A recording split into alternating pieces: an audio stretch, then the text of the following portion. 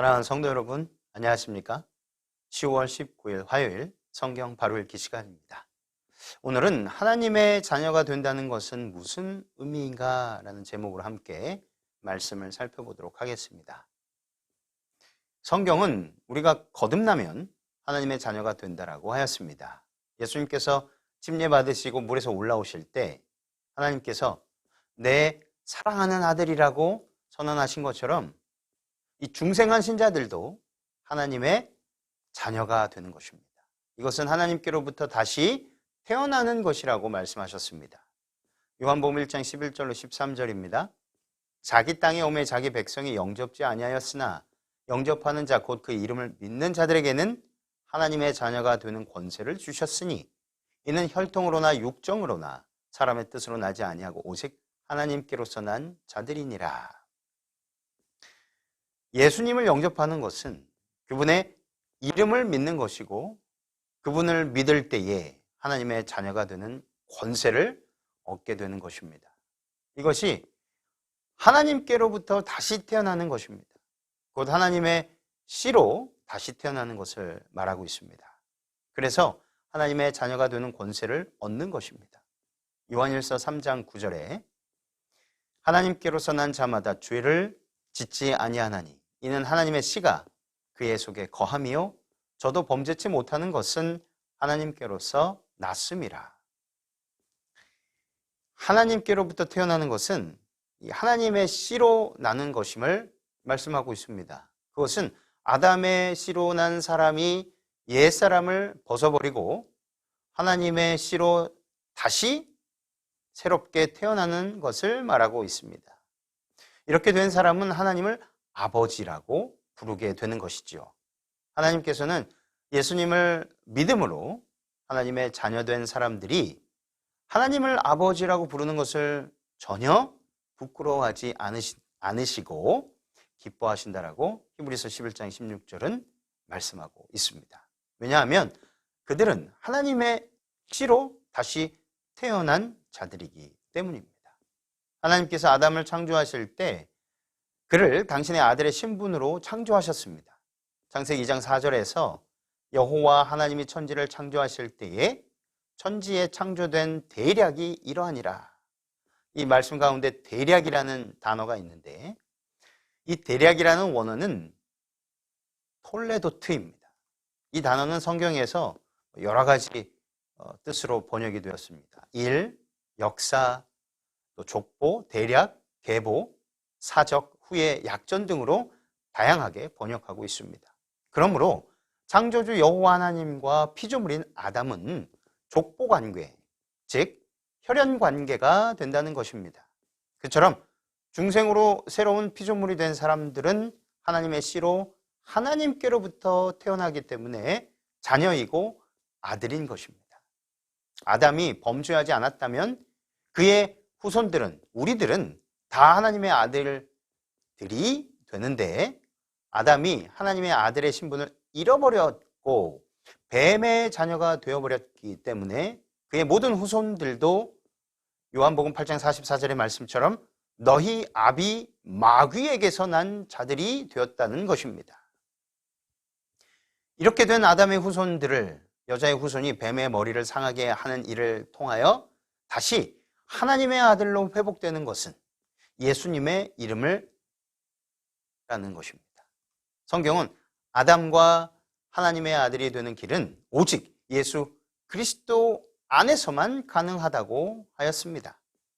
에베소서 1장 4절로 6절에 곧 창세 전에 그리스도 안에서 우리를 택하사 우리로 사랑 안에서 그 앞에 거룩하고 흠이 없게 하시려고 그 기쁘신 뜻대로 우리를 예정하사 예수 그리스도로 말미암아 자기의 아들들이 되게 하셨으니 이는 그의 사랑하는 자 안에서 우리에게 거저 주시는 바 그의 은혜의 영광을 찬미하게 하려는 것이라. 예수 그리스도 안에서 하나님의 아들들이 되게 하는 것은 창세 전에 결정된 사항이라는 것입니다. 그런데 예정론을 주장하는 사람들은 이 구절을 오해하여서 사람들이 하나님의 아들이 되고 못 되는 것이 창세 전에 개인적으로 예정되었다라고 설명합니다. 그러나 이 구절을 잘 읽어보면 그런 뜻이 아닌 것을 잘 알 수 있습니다. 예수 그리스도 안에서 하나님의 아들들이 되는 그 일이 창세전에 예정된 것이라는 말씀입니다. 우리를 택하사라는 말을 개인적으로 적용하는 것 같은데 우리를 택했다는 말은 교회적인 표현입니다. 교회적 표현입니다. 에베소서는 교회론이 중심이 된 서신입니다. 교회를 통하여 예수 그리스도 안에서 하나님의 아들들이 되게 하는 것이 창세전에 예정된 것이라고 가르치는 말씀입니다. 창세전에 이 일이 예정되었으니 아담도 예수님 안에서 하나님의 아들이 된 것입니다.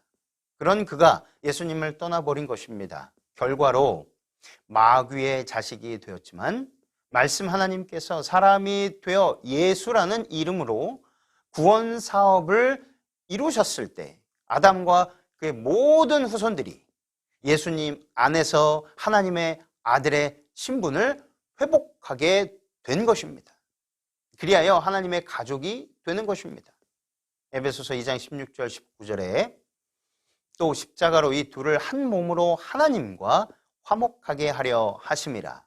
원수된 것을 십자가로 소멸하시고 또 오셔서 먼 데 있는 너희에게 평안을 전하고 가까운 데 있는 자들에게 평안을 전하셨으니 이는 저로 말미암아 우리 둘이 한 성령 안에서 아버지께 나아감을 얻게 하려 하심이라.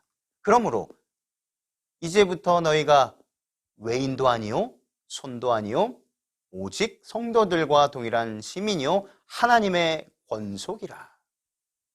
이 권속이라고 번역한 것은 오케이오스의 번역인데요. 식구, 가족이라는 말입니다.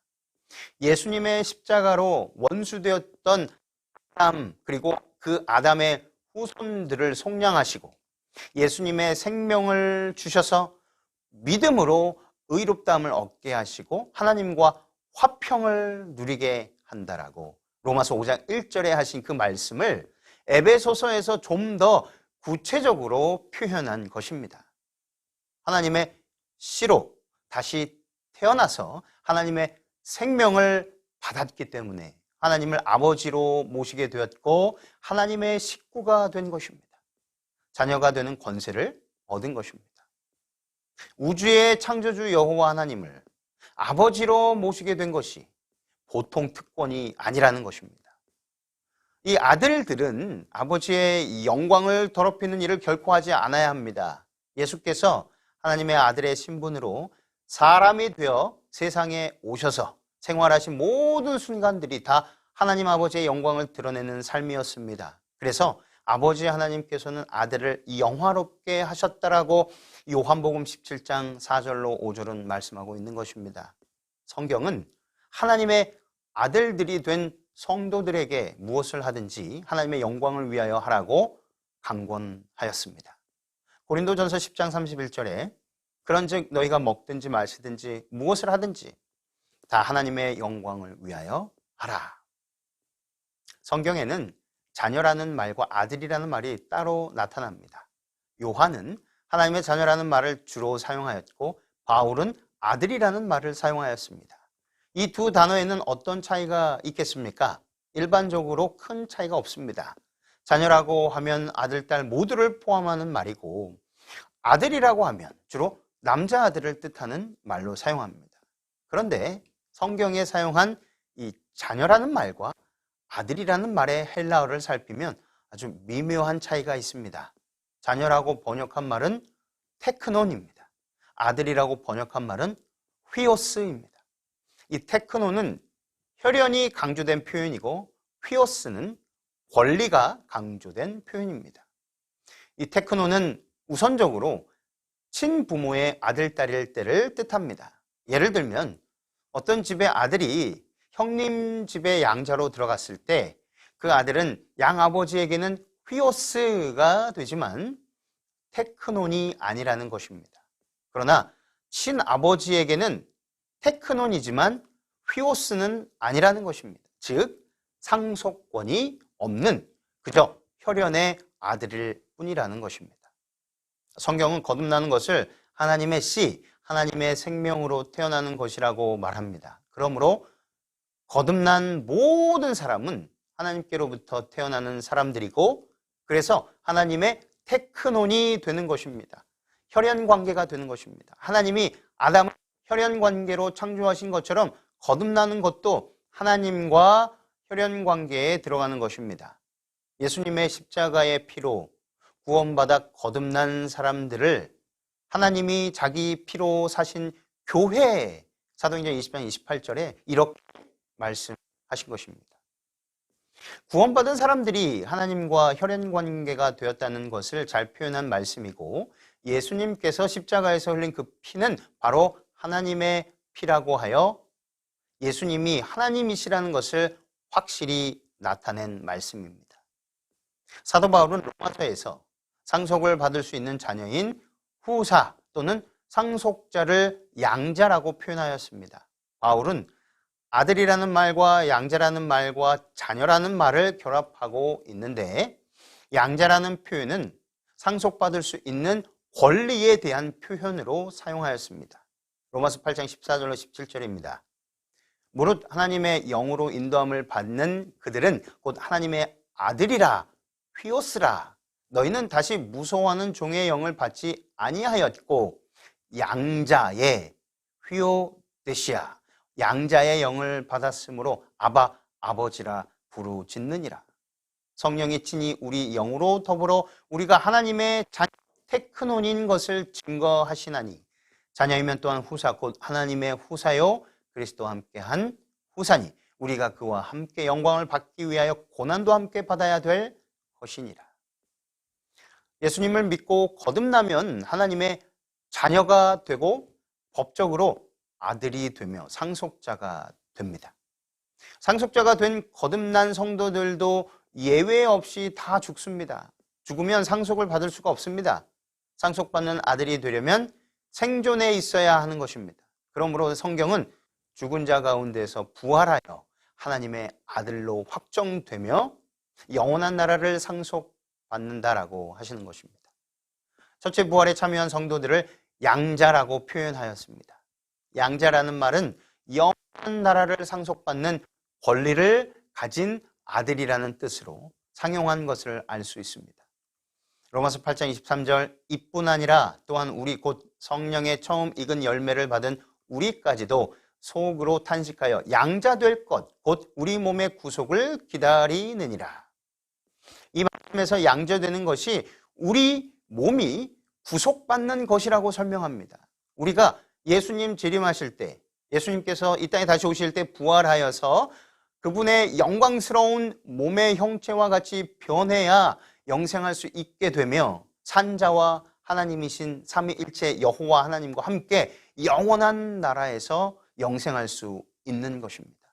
이런 복음을 하나님의 아들이 된다라는 말이 선언하고 있고, 그렇게 되기 위하여 말씀 하나님께서 친히 사람이 되어 하나님의 아들의 신분으로 오셔서 그분 안에서 그분을 믿는 모든 거듭난 사람도 그분과 같은 하나님의 아들의 신분을 얻게 하신 것입니다. 그래서 예수님을 믿고 구원을 받으면 네 가지 사실이 적용되는 것입니다. 곧 첫 번째 중생, 그리고 양자, 칭의, 성화입니다. 이 네 국면은 진행되는 것이 아니고 한 가지 사실을 네 측면에서 표현한 것입니다. 중생은 생리적 표현이고 신의 성품에 참여한 것을 나타냅니다. 양자는 자녀됨은 법률적 표현이고 하나님의 아들이 된 신분을 나타내고 있습니다. 칭의는 사법적 표현이고 의인으로 여김받는 입장을 나타냅니다. 또 성화는 생활적 표현이고 거룩한 삶의 태도를 나타냅니다. 어떤 부부가 12살 된 고아를 양자로 데려왔습니다. 그 아이가 양자로 오기 전에는 아주 더러운 누더기 옷을 입고 밑창이 다 떨어진 운동화를 신고 있었습니다. 양 부모는 그에게 새 옷과 새 운동화를 사주었습니다. 그리고 친아들과 같이 그를 사랑하였습니다. 그런데 그가 입었던 누더기 옷과 떨어진 운동화는 비닐봉지에 넣어서 보관해 두었다고 합니다. 나중에라도 그 아이가 불평을 하거나 버릇없이 또 사납게 굴면 그것을 보여주기 위해서였다고 합니다. 사랑하는 성도 여러분, 그러나 하나님은 누구든지 예수 그리스도를 개인의 구주로 영접하면 양자로 삼아 주시겠다고 하셨고 하늘나라를 유업으로 받을 수 있는 권리 또한 주시겠다라고 하셨습니다. 더욱이 우리가 무슨 자격이나 가치가 있어서 하나님이 우리를 양자로 삼아 주신 것이 아니라는 것입니다. 하나님께서 우리를 양자로 삼아 주셨기 때문에 우리는 천하보다도 귀한 가치 있는 사람이 된 것임을 결코 잊지 않게 되시기를 주님의 이름으로 기도하며 오늘 말씀을 마치겠습니다.